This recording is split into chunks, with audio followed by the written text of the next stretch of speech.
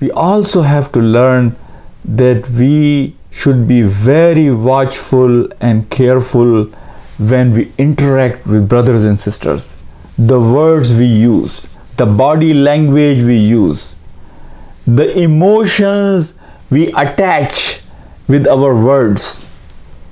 You know, sometimes we say the same thing, but the way we say it, the words we use, it makes a big difference. So we have to make sure that we create environment that where we are talking in a very friendly environment. Maulana Amin Hassan Islahi Saab has said, in Tazkiyah-e-Nafs book, that if you are arguing with somebody, if you want to present your perspective about something in response of somebody's question, and if your voice is going up and you are getting angry, that means that you should stop there and you should do your tazkiyah. You need your tazkiyah. Whenever you are responding to brothers and sisters, you should not get angry. Your voice should not go high. Your heartbeat should not start beating very fast. That means you do not have any control on your emotions. How many times it happens that we injure the hearts of our brothers with our words, with our body language, the way we express our emotions to them. Be very careful, because we do not want to be among those people about whom Prophet ﷺ has said that, do you know the real poor person?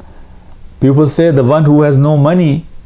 Prophet said, no, the real gharib, the real poor person is the one, he goes in Yawm Akhirah, and when his accountability is happening, he comes with lots of good deeds, mountains of good deeds.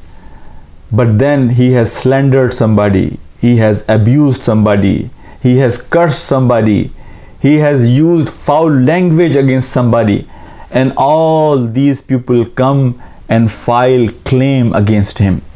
And all of his good deeds are given to these people. And when all his good deeds are finished, but still there are people in the line. So now Allah subhanahu wa ta'ala is going to order, take out the sin of these claimers and put in this person's account.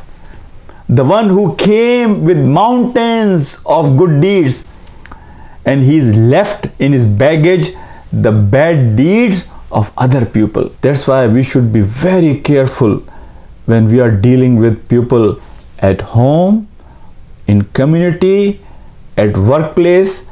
Every word we say, every emotion we express, we will be accountable one day in front of Allah subhanahu wa ta'ala. And this is huququl ibad. This is not huquq Allah, this is huququl ibad.